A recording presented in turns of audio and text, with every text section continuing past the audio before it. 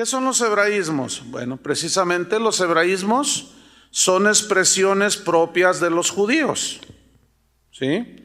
Así como en nuestro idioma tenemos expresiones muy mexicanas que se conocen como mexicanismos, así también los judíos tienen sus hebraísmos.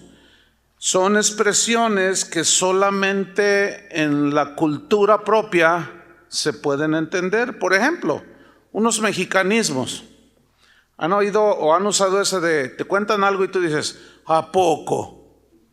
Eso suena rarísimo en otros países, pero ¿a poco? ¿A poco? O sea, nada que ver. Sin embargo, es una exclamación de sorpresa para nosotros, ¿no? Bueno, ese es un mexicanismo. Otro es, ándale. No, pues, hasta ponen ahí al ¿cómo se llama el ratón ese veloz? El Speedy González, ándale, ándale. Y bueno, tiene varias implicaciones ahí. Otro es cuando México es el único país que cuando llaman por teléfono contestas, bueno. Dices, bueno, no hay que ver. En todos los países dicen hola, diga, pero bueno el pescado, dijo mi abuelita. No, y ahí les va un mexicanismo, pero bien mexicanote. Me cae gordo. Híjole, no, está espantoso. Me cae gordo. Me cae mal. O decimos, me cayó el 20. Bueno, ya se hizo un mexicanismo, ¿no? Me cayó el 20. Para decir, en el caso de me cae gordo, es me cae mal. Me cayó el 20, ya entendí. Bueno, esos son mexicanismos, ya hay 1,000,000, Bueno, como estudiantes de la Biblia, es necesario conocer los hebraísmos, puesto que en la Biblia hay un montón de hebraísmos. ¿Por qué mejor no se voltea? Me va a torcer el cuello, hermana. Sí, es que está así. Hasta a mí me duele. ¿Por qué no se pone acá o de este lado? Entonces debemos poner atención a las expresiones que aparecen en la Biblia.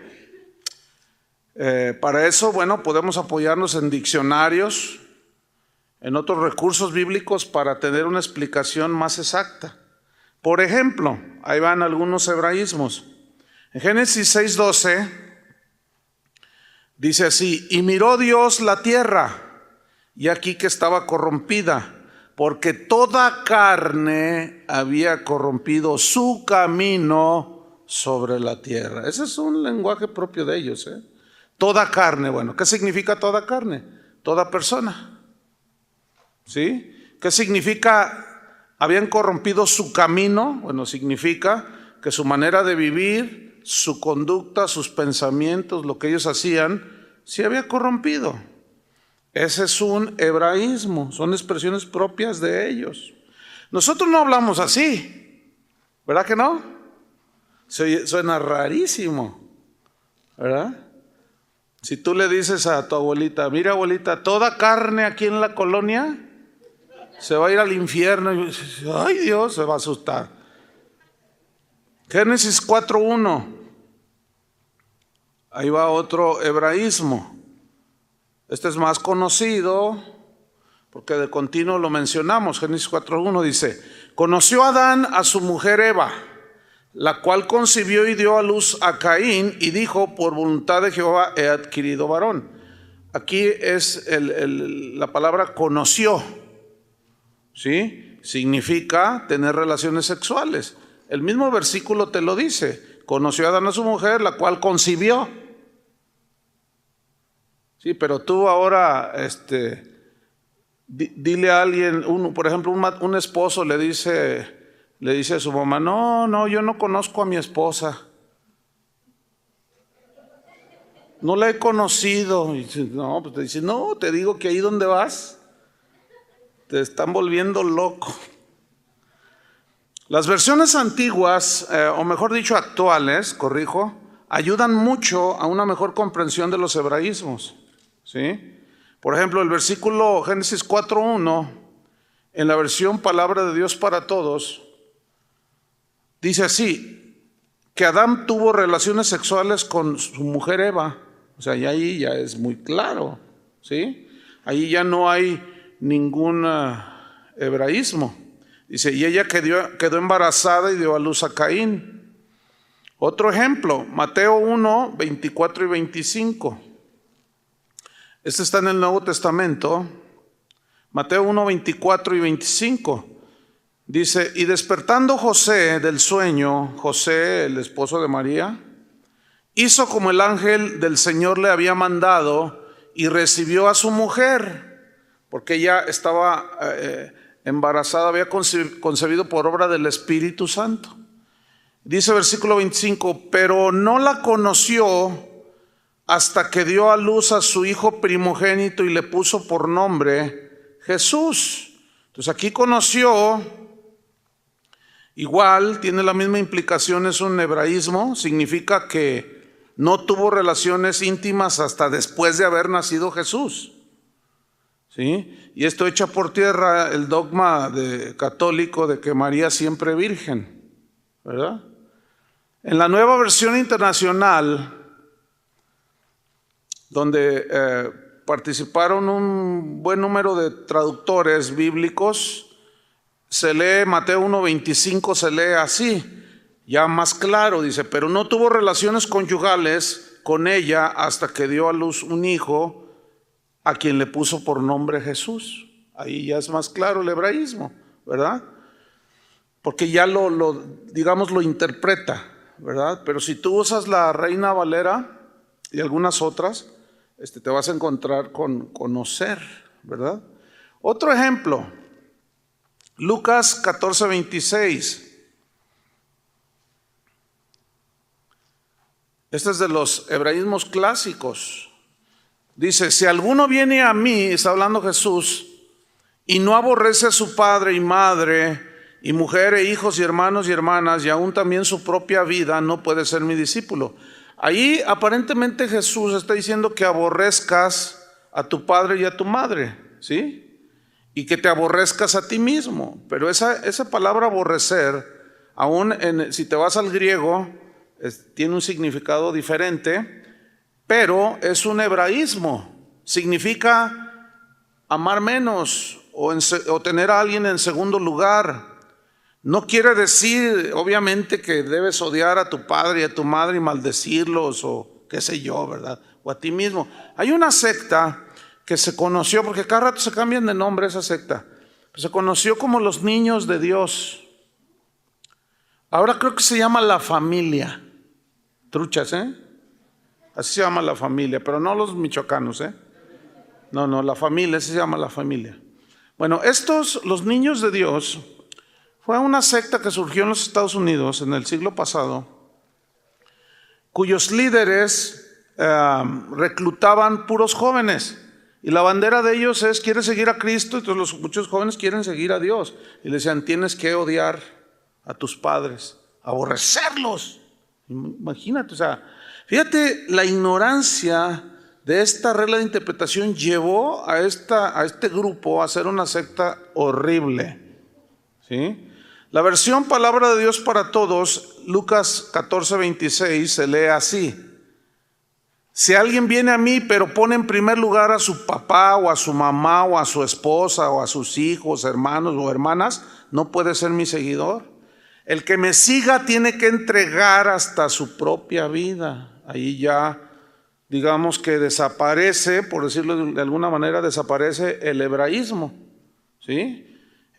Si alguno quiere venir a mí, pero pone en primer lugar a su papá o a su mamá, ahí está, ya está interpretado.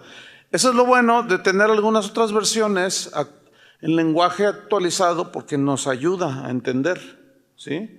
Yo tengo no sé cuántas versiones de la Biblia, y bueno, ahora con la tecnología pues las tengo aquí en mi computadora, pero hay unas que no las tengo en mi computadora y tengo la Biblia del oso, le llaman, porque tenía un oso dibujado.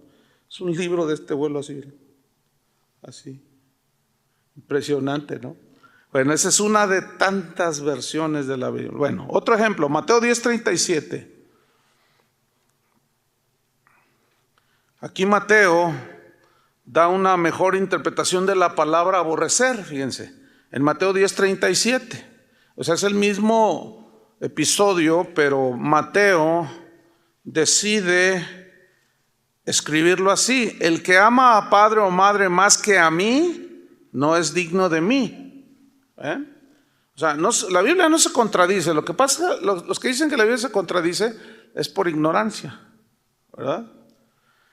Dice, el que ama a hijo o a hija más que a mí, no es digno de mí. Y ahí ya, así decidió Mateo escribirlo. Otro ejemplo, 1 de Juan 4:1 al 3. 1 de Juan 4, versículo 1 al 3. Dice así: amados, a ver si identifican la expresión hebraica, amados, no creáis a todo espíritu, sino probad los espíritus si son de Dios, porque muchos falsos profetas han salido por el mundo. En esto conoced el Espíritu de Dios. Todo espíritu que confiesa que Jesucristo ha venido en carne es de Dios. Y todo espíritu que no confiesa que Jesucristo ha venido en carne no es de Dios. Y este es el espíritu del anticristo, el cual vosotros habéis oído que viene y que ahora ya está en el mundo. Bueno, aquí el hebraísmo está en espíritu. Todo espíritu, y significa toda persona, ¿sí? Y como es que si les cuento que hay cada hermanito que hace cada interpretación, no creáis a todo espíritu, y ellos asumen que son espíritus, así, o sea, fantasmas, pues, ¿no? No, pues yo no he visto ni un espíritu, dicen. Otros dicen, no, pues a mí se me apareció un espíritu y me dijo esto y me dijo lo otro. Y no. De ninguna manera es eso. En la versión Dios habla hoy, que es una traducción donde participaron traductores católicos, mira lo que dice 1 Juan 4:1, dice, queridos hermanos, no crean ustedes a todos los que dicen estar inspirados por Dios, sino pónganlos a prueba para ver si el espíritu que hay en ellos es de Dios o no. Aquí ya como que hace la separación, ¿verdad? El espíritu o la espíritu también aquí, en esto quiere decir la actitud que traen. ¿Entiende? ¿Cuál es la actitud que están mostrando? Porque el mundo está lleno de falsos profetas. De esta manera pueden ustedes saber quién tiene el Espíritu de Dios. Todo el que reconoce que Jesucristo vino como hombre verdadero tiene el Espíritu de Dios. El que no reconoce a Jesús no tiene el Espíritu de Dios. Al contrario, tiene el espíritu del anticristo. Ustedes han oído que ese espíritu ha de venir. Pues bien, ya está en el mundo. Entonces ahí el hebraísmo es espíritu y se refiere a personas, ¿sí? No a entes así, pues metafísicos, ¿verdad? Entonces, en el Nuevo Testamento, muchas personas, ustedes se van a acordar de esto, se les llama, por ejemplo, hijos de luz, hijos de alguien, etcétera, o de algo, utiliza estos hebraísmos como hijos del trueno, hijos de paz, hijos de consolación. ¿Han oído esos, no? Bueno, esto es porque dan énfasis, el llamarlos hijos de luz, hijos de las tinieblas, etcétera, dan énfasis a las características o cualidades que tienen a los que se refieren. Por ejemplo, en Marcos 3:17, Jesús les dijo a dos de sus discípulos, ¿quieres que mandamos descender fuego del cielo y los consuma? Y les dijo Boanerges, que traducido es hijos del trueno. Les dijo, no, ustedes son hijos del trueno. Indica un carácter pues agresivo, ¿no? ¿Cómo es un trueno? Así muy ensordecedor y muy violento. No sean violentos, eso quiere decir hijos del trueno, ¿verdad? En Lucas 10, versículo 6, habla de los hijos de paz. Dice, donde llegues allí alguien te reciba un hijo de paz. Un hijo de paz está hablando de una persona dispuesta a recibir el evangelio. Eso significa hijo de paz. Alguien dispuesto a recibir el evangelio. En Hechos 4:6, ahí habla de Bernabé como el hijo de consolación, sí, porque su nombre eso significa, pero él exhortaba, sí, consolaba, era un hombre compasivo, misericordioso. En Efesios 2:2 encontramos a los hijos de desobediencia, ¿sí? Dice que éramos por naturaleza, los hijos de desobediencia, habla de gente desobediente por naturaleza. Y nosotros éramos, ¿qué? Hijos de desobediencia por naturaleza, ¿sí? Y en el versículo 3 de Efesios 2:3, ahí habla de hijos de ira. Éramos por naturaleza hijos de desobediencia, lo mismo que los demás, y ahora somos hijos de ira. Perdón, éramos hijos de ira, pero hay también los que han rechazado a Jesús, son hijos de ira. ¿Y qué significa hijos de ira? Pues está indicando el destino de los tales, ¿verdad? Que la ira de Dios está sobre de ellos.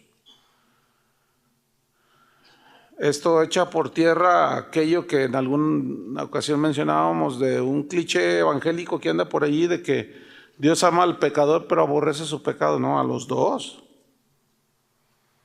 ¿sí? Pero en cuanto acepta a Jesucristo, entra en el amor de Dios, ¿entienden?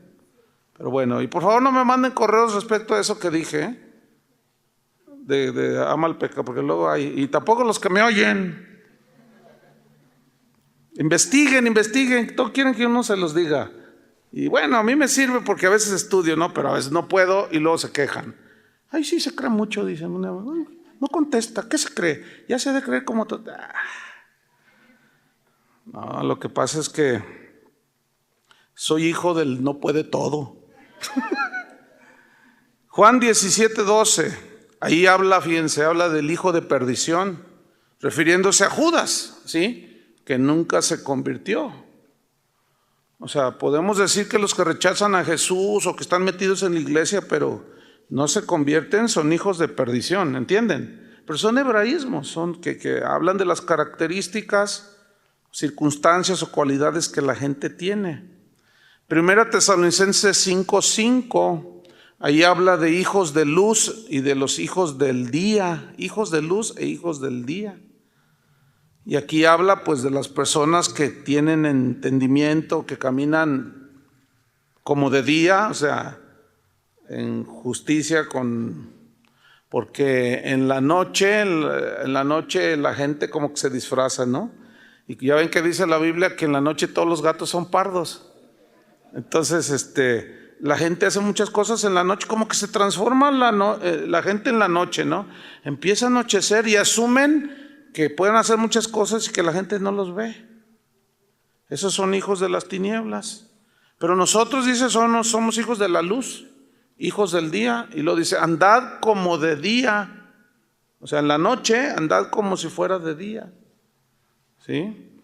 En Lucas 16:8 habla de los hijos de este siglo. Está ahí en una parábola diciendo que son más astutos que los hijos de luz. Los hijos de Dios son más astutos los hijos de este siglo. O sea, que la gente de este mundo, hay cosas que hacen con más sentido común que nosotros, ¿verdad? Entonces los hijos de este siglo es la gente del mundo. También dentro de esta primera regla de interpretación, de que deben ser tomar las palabras en su sentido, su aspecto cultural y de época y de costumbres, está lo que se conoce como afirmaciones negativas en este sentido. Miren, vamos a poner un ejemplo. 1 Juan 6:27. La expresión es que hace comparaciones por medio de negaciones. Esa es una manera muy peculiar de los hebreos de hablar. O sea, hacen comparaciones de algo o con algo por medio de una expresión que niega. Véanlo el ejemplo. 1 de Juan 6:27. Dice, trabajad no por la comida que perece, sino por la comida que a vida eterna permanece. Fíjate cómo dice. ¿Dije 1 de Juan? No, es Juan 6:27. Algunos estaban buscando el capítulo 6 de 1 de Juan y dijeron, uy, pues que esa Biblia moderna del pastor.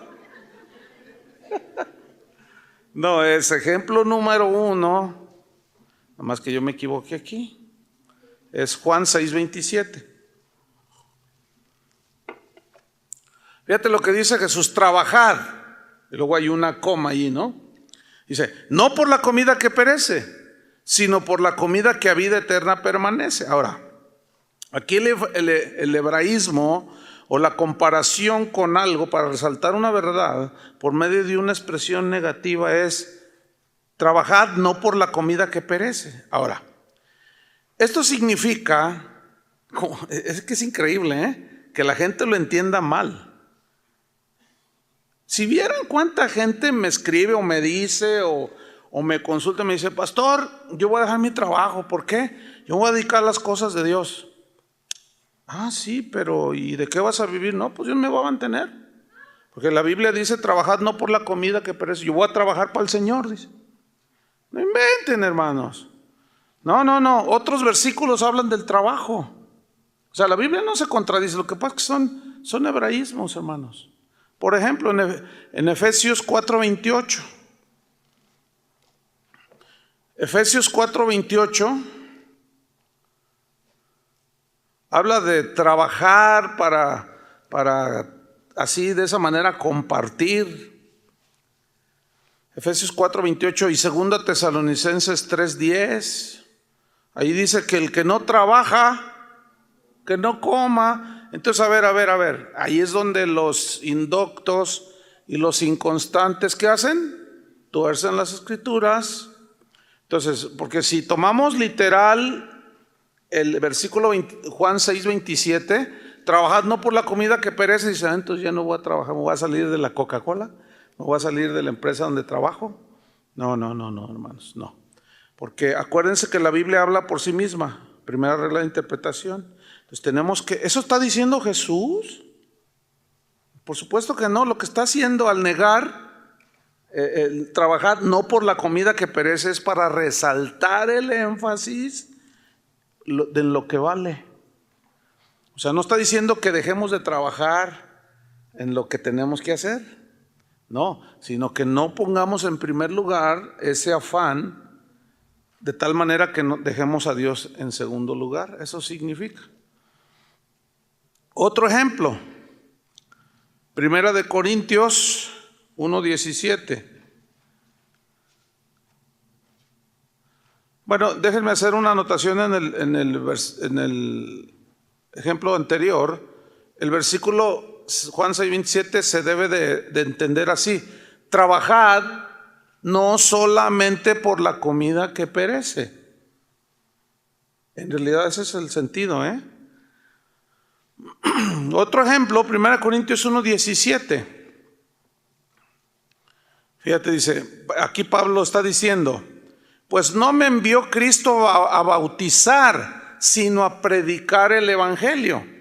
Les está diciendo eso porque algunos decían: no, pues que yo sigo a Pablo, yo sigo a Pablo. A mí me bautizó el hermano Pablo, a mí me bautizó Pedro, a mí me bautizó Apolo. Y ahí estaban, ¿verdad? Entonces, si vieran que cuando hay bautismos, cuando tenemos bautismos, hay gente que dice: no, yo quiero que el pastor me bautice. Y si lo bautiza Miguelín, no vale, ¿verdad? Y ahí mismo les hago la exhortación. Le digo: no, ¿qué pasó? Entonces lo que está diciendo aquí Pablo es una negación. No me envió Cristo a bautizar. Ahora, ¿bautizaba Pablo? Después en la misma carta dice: aunque yo he bautizado a algunos. ¿Sí? Pero lo que está resaltando es que su tarea principal no fue bautizar cristianos, sino predicar el evangelio. ¿Lo están viendo ahí? ¿Sí o no? Bueno, espero que sí. Marcos 9:37. Este es otro ejemplo. Está así que tú dices: no puede ser como algunos lo entienden. Marcos 9:37 dice así. Jesús dice aquí en este 9:37: el que a mí me recibe, no me recibe a mí, sino al que me envió.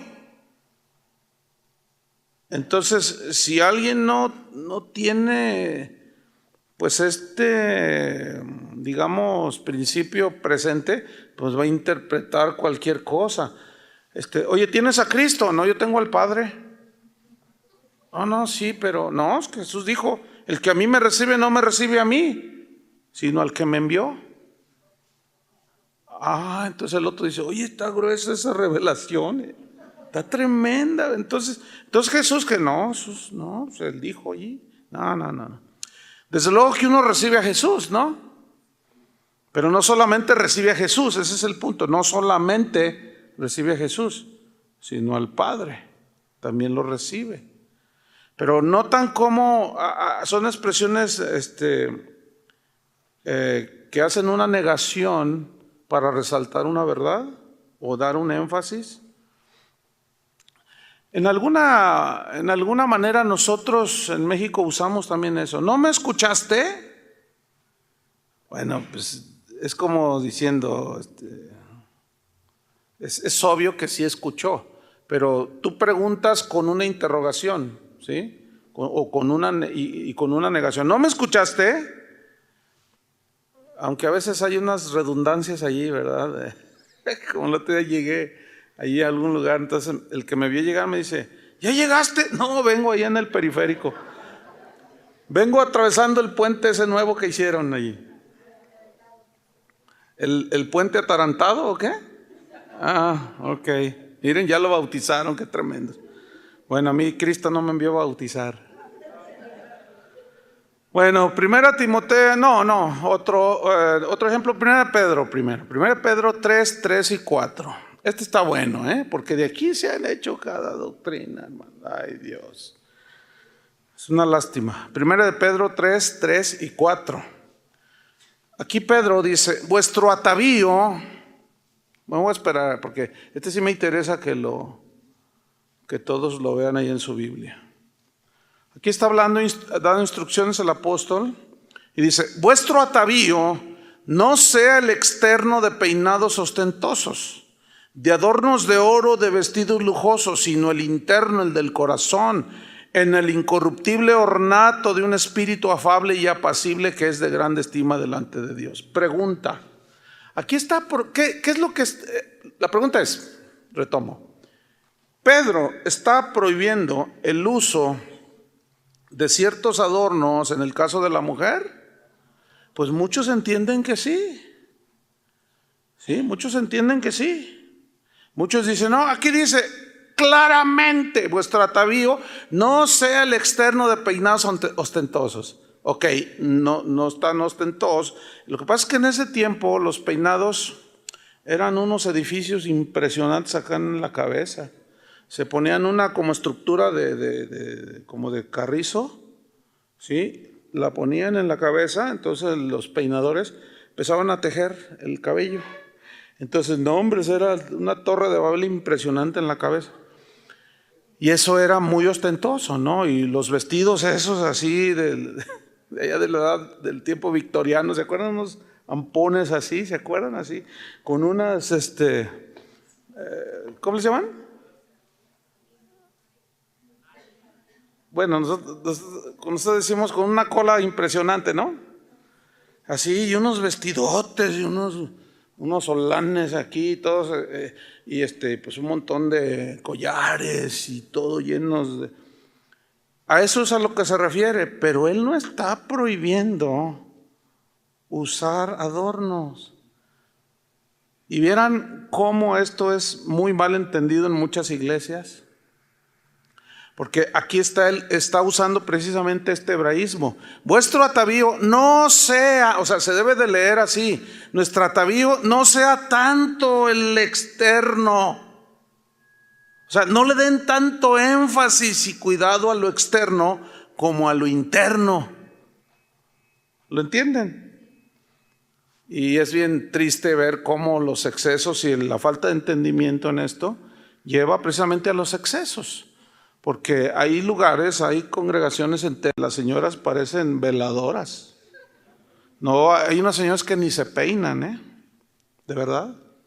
Porque, o sea, nada más se hacen el cabello así con la mano. O sea, con los dedos se lo entretejen, ¿verdad? Y ahí más o menos se la medio acomodan. Y pues ni una manita de gato, están más descoloridas que una papa. Y entonces, no, pues no utilizan nada, unos vestidos súper, o sea, exagerados, ¿verdad? Pero el otro extremo es un libertinaje, ¿entienden? A eso es a lo que se refiere. O sea, la mujer cristiana no tiene que estar ahí preocupada ay, ya traigo mi último vestido de la moda. Es un modelo exclusivo para la graduación de la escuela bíblica. Ay, sí, cómo no. Ja, ja, ja. Y luego resulta que otra lo compró el mismo vestido ahí en Suburbia. Y luego se miran y, ay, no, que puras payasadas. Entonces, a eso es a lo que se refiere la Biblia, ¿verdad? A que no le brinden tanta atención a eso. Ahora, ¿significa que van a andar todas chilapastrudas y como la chimoltrufia? Pues no, digo, su manita de gato ahí, todo con decoro.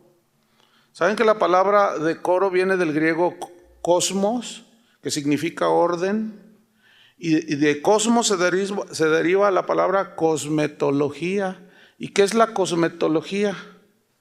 Pues es el estudio y el tratado del buen arreglo de la persona, en este caso de las señoras, aunque también ya los varones ya usan un montón de cosas.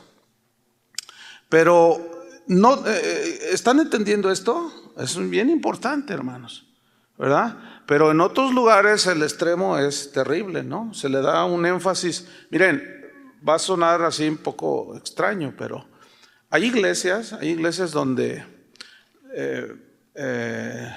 los domingos parece un desfile de modas. Impresionante, o sea, la pura carne se ve allí, una cosa horrible, ¿no?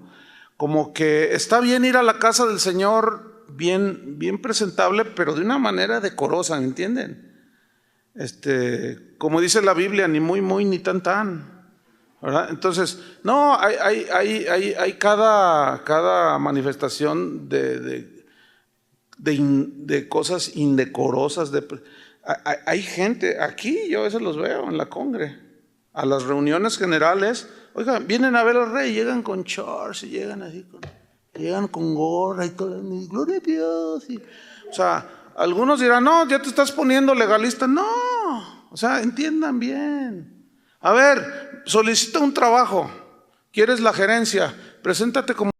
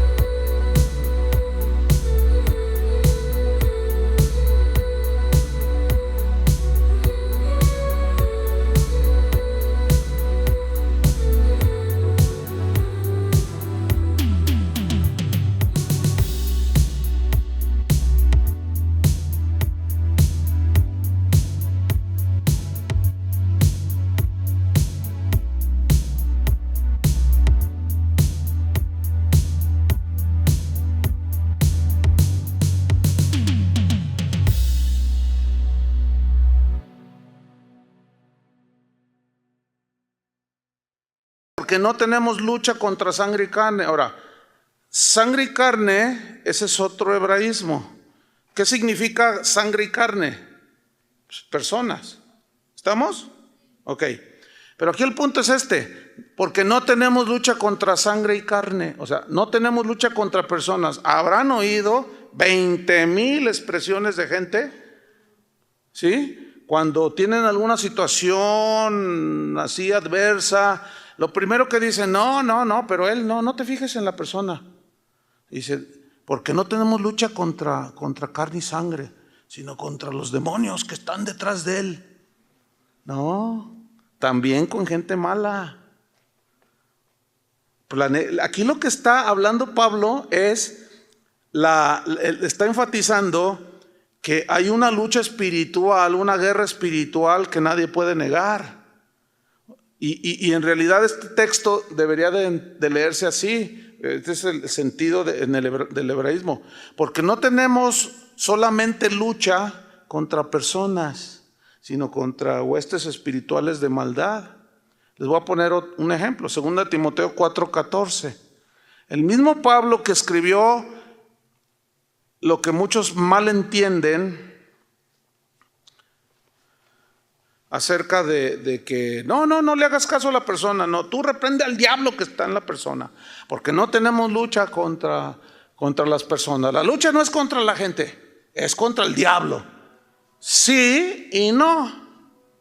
O sea, sí es verdad por un lado, pero por otro lado, también las personas. Aquí está, 2 Timoteo 4:14. El mismo Pablo que escribió eso le dice a Timoteo, Alejandro el calderero o el herrero, así traducen algunas versiones, me ha causado muchos males. El Señor le pague conforme a sus hechos.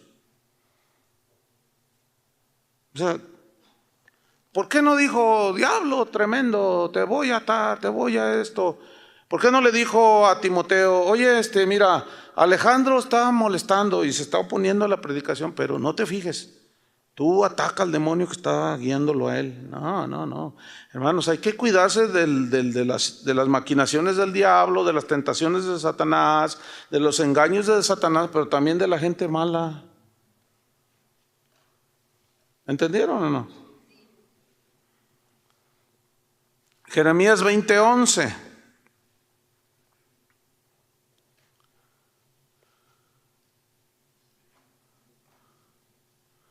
Aquí está también Jeremías 20:11, dice, mas Jehová está conmigo como poderoso gigante. Por tanto, los que me persiguen tropezarán. No está hablando de demonios, ¿Están de acuerdo o no? Ok. Y no prevalecerán. Serán avergonzados en gran manera, porque no prosperarán. Tendrán perpetua confusión que jamás será olvidada. Los que me persiguen. Y no lo estaban persiguiendo los demonios. Estaban persiguiendo sus enemigos. Entonces, bueno, tú cuídate de que el diablo te trate de desviar sus insinuaciones, sus malas interpretaciones de la Biblia, las tentaciones que pone, etcétera, etcétera, pero también cuídate de la gente mala.